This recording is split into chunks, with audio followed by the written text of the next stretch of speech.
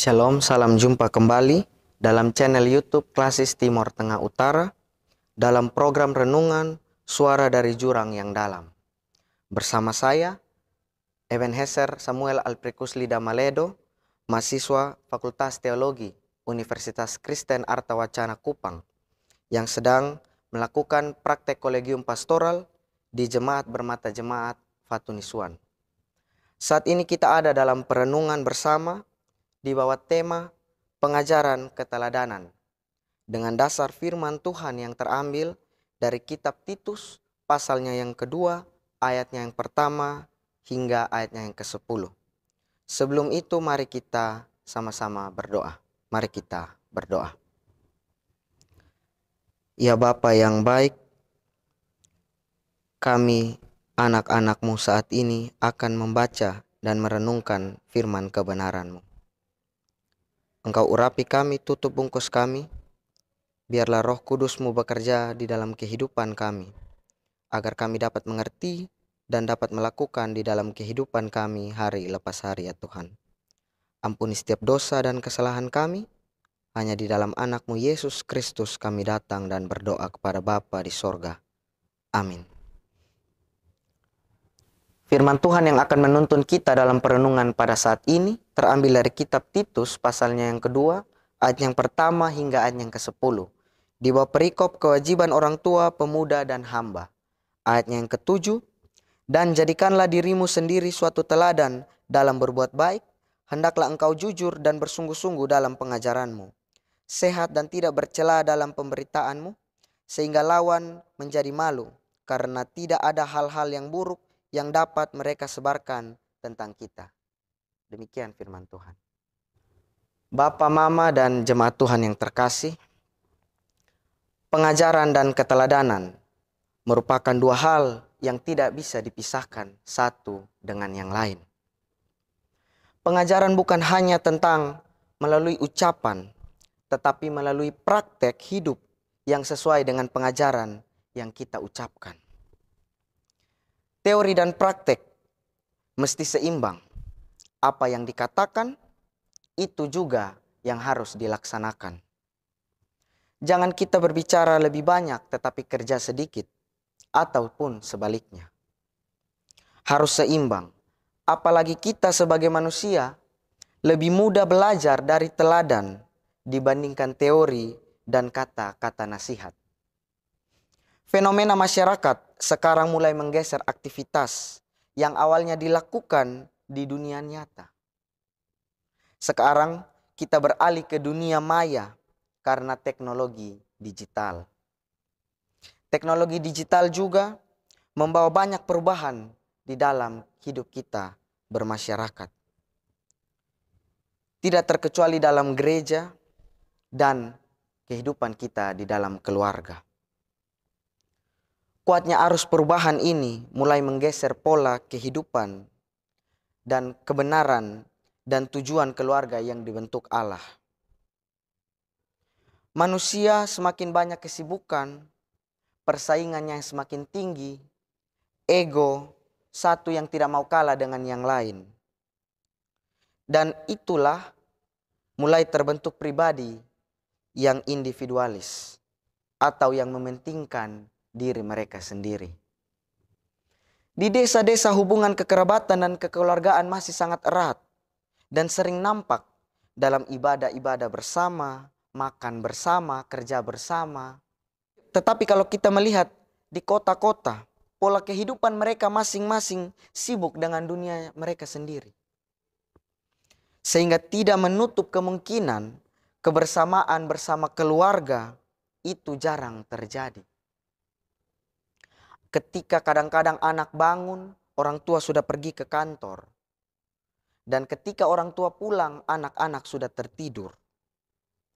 Realitas keluarga di era digital ini sangat terbuka untuk menerima informasi, baik positif maupun hal yang negatif.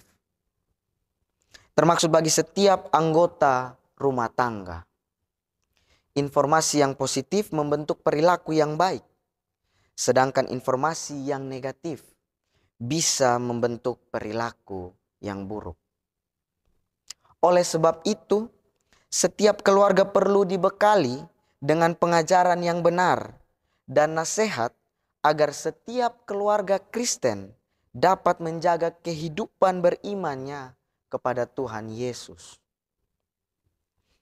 Bapak, Mama, dan jemaat yang terkasih, Titus adalah seorang Yunani yang bertobat dan ia menjadi seorang pengikut Kristus. Titus ini adalah seorang anak Rasul Paulus selain Timotius. Ia juga disebut sebagai teman sekerja Rasul Paulus yang sangat dipercaya. Ketika anak-anak rohani Rasul Paulus di dalam suratnya ini, Titus, seperti dalam bacaan kita pada saat ini, Rasul Paulus memberikan berbagai nasihat yang berkenan dengan kewajiban orang tua kepada anak rohaninya, kepada pemuda, juga pada hamba pada zamannya, kepada zaman kita sekarang, dan juga kepada semua orang zaman ke zaman. Secara garis besar, nasihat itu sebagai berikut. Yang pertama, nasihat, beritakan apa yang sesuai dengan ajaran yang sehat. Di sini Rasul Paulus memberikan kita nasihat dan petunjuk kepada Titus, supaya dalam menjalankan tugasnya dengan setia dan mengabarkan Injil kebenaran Allah kepada orang banyak. Rasul Paulus mengingatkan Titus agar ia memberitakannya sesuai dengan ajaran yang sehat. Nasihat yang kedua, laki-laki yang tua hendaklah hidup sederhana, terhormat, bijaksana, sehat dalam iman, kasih, dan ketekunan. Secara tersirat, menurut ayat ini, laki-laki adalah sosok orang tua, kepala keluarga atau kepala rumah tangga yang memimpin keluarganya untuk hidup sehat secara jasmani ataupun rohani.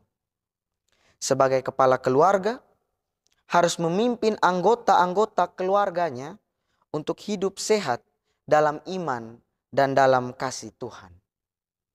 Nasihat yang ketiga, perempuan-perempuan tua hendaklah hidup sebagai orang-orang beribadah.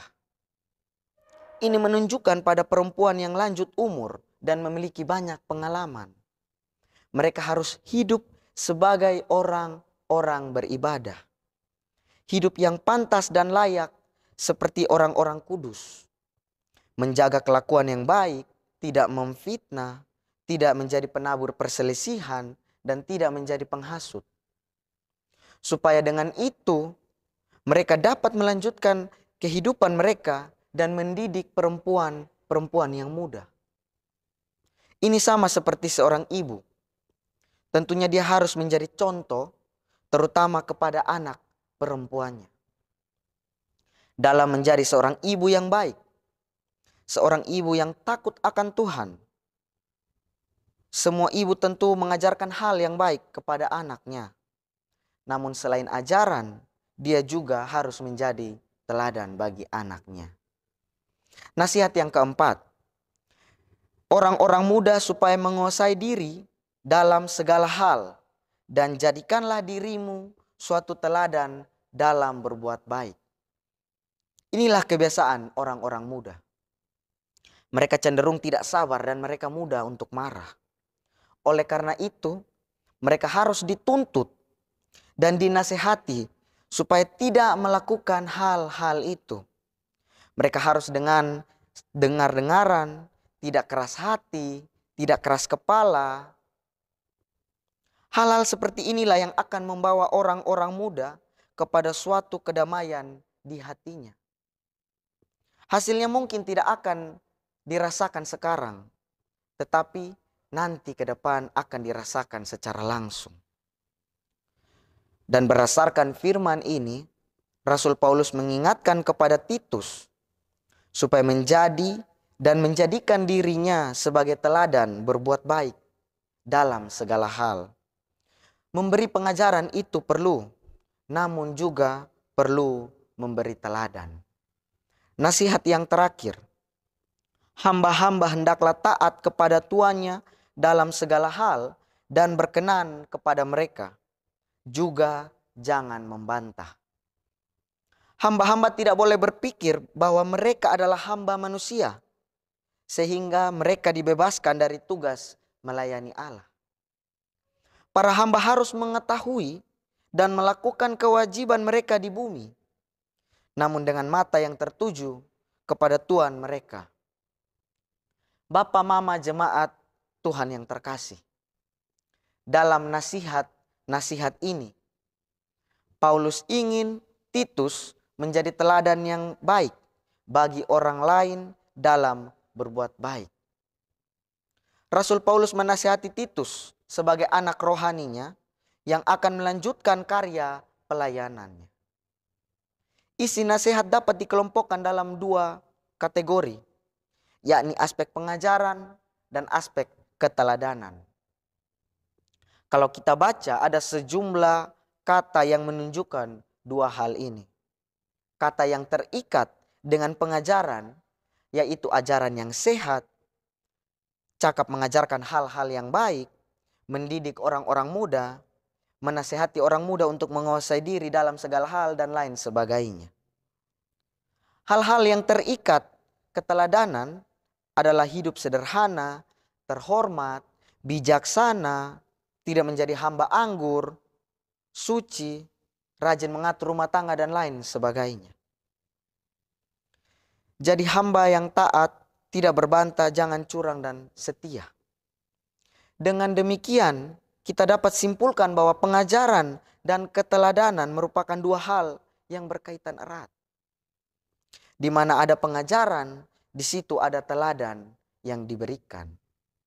Kalau mau ajar orang, kita juga harus bisa berikan contoh yang baik. Jemaat Tuhan yang terkasih, sudahkah kita menjadi contoh dan teladan bagi sesama? Terlebih teladan dan contoh dalam keluarga. Titus, walaupun dia masih muda, dia diajar untuk percaya diri dan tetap melangkah, menjadikan dirinya sebagai teladan dalam berbuat baik kepada semua orang. Yang paling penting dalam memberitakan Injil ialah menjadikan dirinya teladan berbuat baik kepada semua orang. Bukan hanya pandai berkata-kata, sebagai murid Kristus pun harus bisa mengerjakan kebaikan demi kemuliaan Allah. Iman tanpa perbuatan adalah mati dan merupakan suatu kebenaran jika perbuatan baik menghiasi kesaksian kita tentang Allah. Tuhan memberkati kita untuk tidak hanya menjadi pengajar, tetapi mampu untuk menjadi teladan di dalam kehidupan kita hari lepas hari. Tuhan memberkati kita dengan firman-Nya. Amin.